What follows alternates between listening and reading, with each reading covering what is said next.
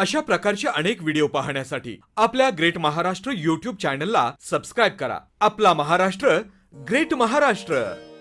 नमस्कार शेतकरी बंधू आणि भगिनींनो, तुम्ही पाहत आहात ग्रेट महाराष्ट्र चॅनल। तुम्ही चॅनलवर नवीन असाल तर लगेच सबस्क्राईब करा आणि घंटीच्या चिन्हाचं बटन दाबा, म्हणजे आमचे नवे व्हिडिओ तुमच्यापर्यंत लगेच पोहोचतील। सुजलाम सुफलाम भूमी लाभलेल्या आपल्या कृषीप्रधान देशात तऱ्हेतऱ्हेची पिके घेणारी सुपीक जमीन आढळते। नानाविध भाज्या फळांच्या पिकासाठी उपयुक्त असे वातावरण असल्याचे दिसून येते। परंतु गेल्या काही काळात हवामानात व ऋतुचक्रात मोठ्या प्रमाणावर बदल झाला। तंत्रज्ञानाचा विकास आणि केमिकल्सचा अतिवापर यामुळे बऱ्याच ठिकाणी जमिनीची सुपीकता कमी झाली, तर काही ठिकाणी जमीन नापीक झाली।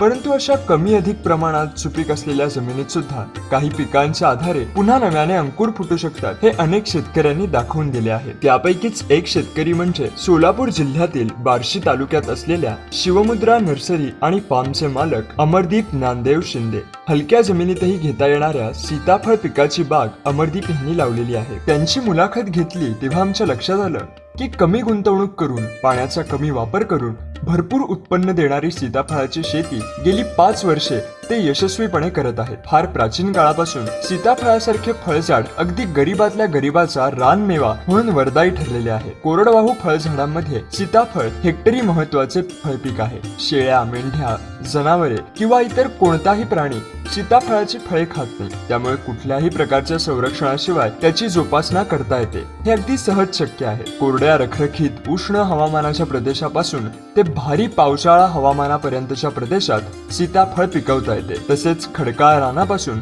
ते रेताळ जमिनीत सुद्धा सीताफळ वाढवता येते। सीताफळाच्या झाडांना दुसऱ्या वर्षी फळे येतात, परंतु अजून एक वर्ष वाट बघून तिसऱ्या वर्षापासून जर फळे घ्यायला सुरुवात केली तर त्याचा शेतकऱ्यांना फायदा होतो। या झाडांना रोगराई लागण्याचा धोकाही फार कमी असतो। शेतकऱ्यांच्या दृष्टीने विचार करता सीताफळ हे कमी खर्चात व कमी कष्टात भरघोस उत्पन्न देणारं पीक आहे। विशेषतः सीताफळाचं फळ हे झाडावर 7-8 दिवस टिकतं आणि त्यानंतरही पुढे 10 ते 12 दिवस फळ ताजतवानं राहतं। त्यामुळे सीताफळाची 7 एकर बाग अमरदीप शिंदे यांनी लावलेली आहे। त्यासोबतच गोल्डन या मुळातच गोड असलेल्या जातीची सीताफळाची रोपं त्यांनी आपल्या नर्सरीत विकायला ठेवली आहेत। एकेरी 3-3.5 लाखांपर्यंत उत्पन्न घेता येणं शक्य होईल इतक्या सराईतपणे ते आज बागेत काम करत आहेत। राज्यभरातील सर्व मोठमोठ्या बाजारपेठांमध्ये त्यांची रोपं आणि बागेतील फळे विकली जातात। सीताफळाच्या टिकाऊ गुणधर्मामुळे इतर राज्यातील बाजारपेठांमध्ये सुद्धा शेतमाल पाठवण्याचे काम ते करत आहेत। बीड सारख्या उष्ण आणि कोरड्या प्रदेशात शिवमुद्रा फार्मने पिकवलेली सीताफळीची हिरवीगार बाग ही शेतकऱ्यांसाठी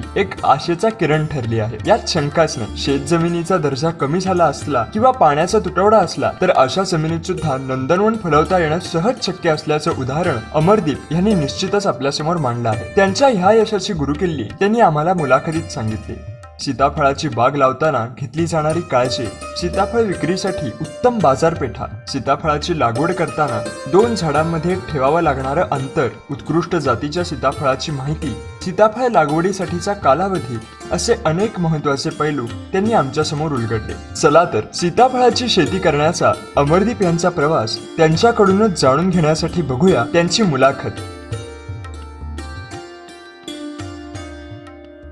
शेतकरी बंधूंनो नमस्कार, तुम्ही पाहत आहात ग्रेट महाराष्ट्र चॅनल। आपण शिवमुद्रा फार्मवर आहे, जे सीताफळाची शेती केली जाते आणि सीताफळाचे रोपे पण तयार करतात। त्यांचे ओनर आपल्या सोबत आहेत, आपण त्यांची मुलाखत आणि माहिती घेऊया कसं करतात ते। तर सर्वप्रथम तुमचं आपल्या चॅनलवर स्वागत। सर, तुमचं नाव आणि पत्ता एकदा सांगा। माझं नाव अमरदीप ज्ञानदेव शिंदे आहे। मुक्काम पोस्ट गोरमाळी, तालुका बार्शी, जिल्हा Solapur. Shivmudra nursery and farm असा फार्म आहे आमचा। कधीपासून तुम्ही ही शेती करताय? एक 5 वर्ष झाले।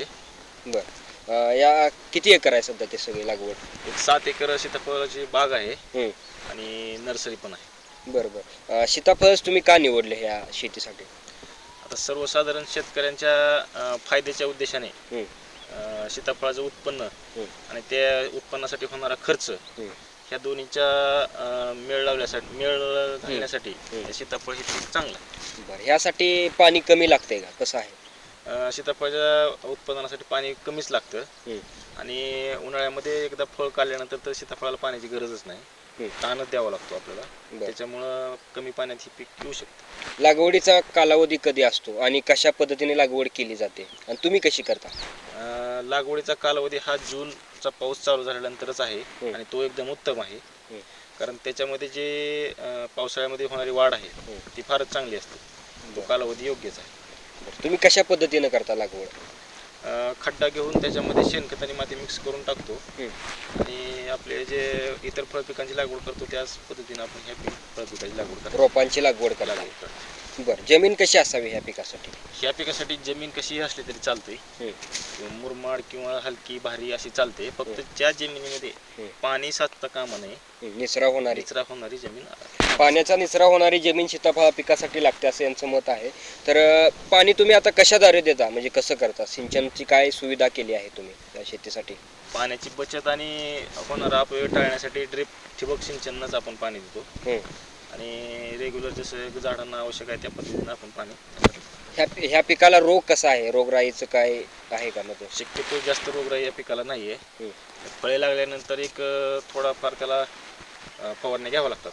बरं बरं. फळ कधी येतं याचं? लावल्यानंतर किती दिवसांनी येतं काय? लावल्यानंतर फळ दुसऱ्या वर्षीही येतं, पण त्यावेळेस झाड थोडं लहान असतं त्यासाठी आपण तिसऱ्या वर्षीपासून फळ घ्यायला चालू करतो. आता लागवडीपासून 3 वर्षांनी याचं फळ आपल्याला फळ लागू घ्यायला येतात. बरं बरं. साधारणपणे हे जे झाड आहे किती उत्पन्न देतं किंवा एकरी किती उत्पन्न निघू शकतं, काय तुमचा अंदाज आहे? कमीत कमी एकरी 3-3.5 लाख पर्यंत आता उत्पन्न घेतलेले शेतकरी भरपूर आहेत. बरं बरं. मार्केटिंग कसं असतं याचं? कुठं विक्री केली जाते काय? मार्केटिंग मुंबई, पुणे मोठमोठ्या बाजारपेठ आहेत, तिथं आपण पाठवून लावू शकतो आणि त्याचा फळांचा टिकवण्याची क्षमता जास्त असल्यामुळे आपण बाहेर पाठवू देखील शकतो त्याला. म्हणजे बाहेरच्या राज्यात पण एक्सपोर्ट केलं जाऊ शकतं. बरं, आता कोणत्या जातीचं तुमच्याकडे हे आहे? आता आपल्याकडे लागवडीसाठी योग्य अशी सुपर गोल्डन सीताफळाची ही जात आपण विक्रीसाठी आहे. या पिकाच्या मध्यभागी म्हणजे आंतरपीक घेऊ शकतोय का आपण? आंतरपीक घेऊ शकतो. जास्त उंचीचं आंतरपीक नको. लागवड केल्यापासून 3 वर्ष आपण आंतरपीक घेऊ शकतो. फक्त त्या झाडांपेक्षा जास्त उंचीचं आंतरपीक आपल्याला घ्यायचं नाही त्याच्यात. हे कोणत्या भागात जास्त पीक येऊ शकतं, तुमचं काय अनुभव? कुठल्याही भागात. आता बाहेर राज्यामध्ये कर्नाटक वगैरे इकडे पण आपली येतात रोपं जातात आणि तिथं पण बागा आहेत. तिथं आम्ही विजिट पण करून आलोय.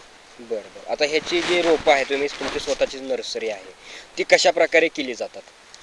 आपले साधं जे बांधव येणारे सीताफळ झाड आहेत बाळानगर म्हणून, त्याच्यावर आपण या सुपर गोल्डनचं कलम करतो. पाचर कलम असतं ते आणि त्याच्यानंतर ते सुपर गोल्डनची व्हरायटीचं कलम तयार होतं. ते करण्यासाठी किती कालावधी जातो? 1 वर्ष जातं. बरं बरं. 1 वर्षानंतर ते विक्रीसाठी उपलब्ध होतं.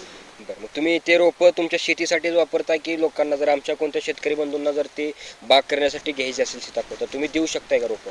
हो, देऊ शकतो.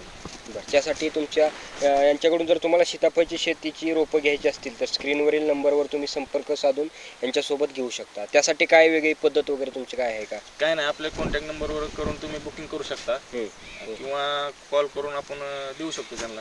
बरं बरं. ह्या पिकाविषयी तुमचं काय मत आहे? म्हणजे दुसऱ्या पीक करण्यापेक्षा ह्या शेती तुम्ही जास्त याकडेच कल तुमचा वाढला आणि बरेच शेतकरी सीताफळ शेती करतायत, त्यांना काय तुम्हाला सल्ला द्यायचा आहे?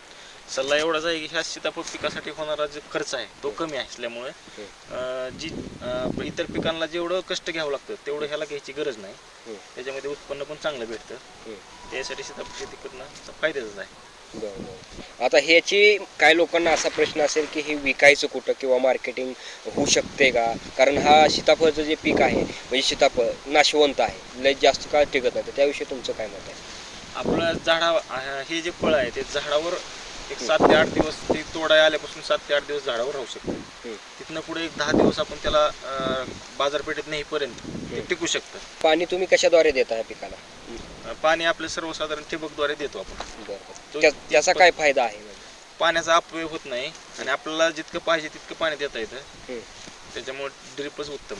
बरं बरं. आणि शेणखत वगैरे तुम्ही जास्त काय उत्पन्न वाढीसाठी काय जास्त करता? उत्पन्न वाढीसाठी आपण शेणखताचा जास्त वापर करतो. सेंद्रिय पद्धतीने जेव्हा करतो त्यावेळेस फळांची क्वालिटी पण राहते, त्याची जी टिकवण क्षमता आहे ती पण वाढते. त्यासाठी थोडं शेणखताचा सेंद्रिय पद्धतीचा वापर करतो आपण. ह्या ज्या फळाची गोडी वगैरे वाढायसाठी काय वेगळं करताय का तुम्ही? ह्या हे जी फळ आहे ह्याची जी गोल्डन जातीची गोडी जी आहे फळाची तीच सध्या जास्त आहे. पहिल्यापासूनच त्यात गोडी आहे, त्याच्यामुळे इतर काय करण्याची गरज नाही. बरं. साधारणपणे एक अंदाजे एका झाडावर किती फळ असू शकतात, येऊ शकतात? आता त्याची लागवड केल्यानंतर तिसऱ्या वर्षी झाडाला थोडी फळं कमी राहू शकतात. तिथून जसं जसे वर्ष पुढे जाईल, आयुष्य वाढेल, तसं तसं त्याची फळाची संख्या वाढते. अंतर किती असतं झाडांमध्ये लावताना? अंतर जे लागवडीचं आहे ते कमीत कमी 7-14 फूट अंतर हे रोपांमधलं आणि 14 फूट अंतर हे 2 ओळींमधलं ठेवायचं. त्याच्यापेक्षा कमी नको आहे. त्याच्या पुढे 8 आणि 16 पर्यंत गेलं तरी चालेल. किती मोठी होऊ शकतात ते झाड जास्तीत जास्त? झाडं भरपूर मोठे होऊ शकतात, पण आपल्याला ते 10 फुटापर्यंतच न्यायचे उंचीला, कारण त्याची फळं पण आपल्याला काढता आली पाहिजेत. बरोबर. आणि एक झाड किती वर्ष टिकू शकतं? म्हणजे एकदा जर आपण बाग लावली तर किती वर्ष उत्पन्न देते आपल्याला? त्याचं आयुष्य भरपूर आहे. बरं. एकरात किती झाडं बसतात? एका एकरात लागवडीच्या अंतरावर आहेत कमीत कमी 360 ते लागवडीचं अंतर 450 पर्यंत बसू शकतात. लागवडीचं अंतर कसं आहे त्याच्यावर त्याची संख्या कमी जास्त होऊ शकते. आता तुमच्याकडून रोपं खरेदी केली तर त्यात तुमचं काय वैशिष्ट्य काय आहे तुमच्या रोपांकडे? तर आपल्याकडची जी रोप आहेत त्याची जी माल धरण्याची जी कॅपॅसिटी आहे ती जास्त आहे. आणि त्यांची लागवड केल्यानंतर ते जे शेतकरी नवीन असतात त्यांना थोडं मार्गदर्शन पण आपल्याकडून केलं जातं. पहिलं फळ येईपर्यंत आपण त्यांना मार्गदर्शन करू शकतो. बरोबर. आणि समजा शेतकऱ्यांना विक्रीचं मार्गदर्शन असेल तर ते तुम्ही देऊ शकताय का? हो, विक्रीचं मार्गदर्शन काय, प्रत्येक शेतकरी आपण माल आपला बाजारपेठेत पाठवू शकतो. आणि एकरात किती झाडं बसतात सगळी? एकरात लागवडीच्या अंतरावर झाडाची संख्या कमी जास्त होऊ शकते. कमीत कमी 360 पासून ते 450 पर्यंत झाडाची संख्या कमी जास्त होऊ शकते. त्या शेतीविषयी शेतकऱ्यांना शेवटचा काय सल्ला द्यायचा आहे तुम्हाला? शेतकऱ्यांना एवढाच सल्ला द्यायचा की जी हलक्या जमिनी आहेत किंवा ज्या ठिकाणी असं पीक आपण चांगलं घेऊ शकत नाही त्या ठिकाणी ही फळबाग लागवड करून चांगलं उत्पन्न घेऊ शकतो. तर तुम्ही वेळात वेळ काढून आम्हाला मुलाखत दिल्याबद्दल तुमचं खूप खूप धन्यवाद. थँक्यू. शेतकरी बंधूंनो, तुम्हाला जर रोपं यांच्याकडून खरेदी करायची असतील, तुम्हाला फळबागेसाठी किंवा सीताफळाची बाग लावायची असेल तर तुम्ही यांच्याशी कॉन्टॅक्ट करून लावू शकता. तर धन्यवाद. अशा प्रकारचे अनेक व्हिडिओ पाहण्यासाठी आपल्या ग्रेट महाराष्ट्र YouTube चॅनलला सबस्क्राईब करा. आपला महाराष्ट्र, ग्रेट महाराष्ट्र.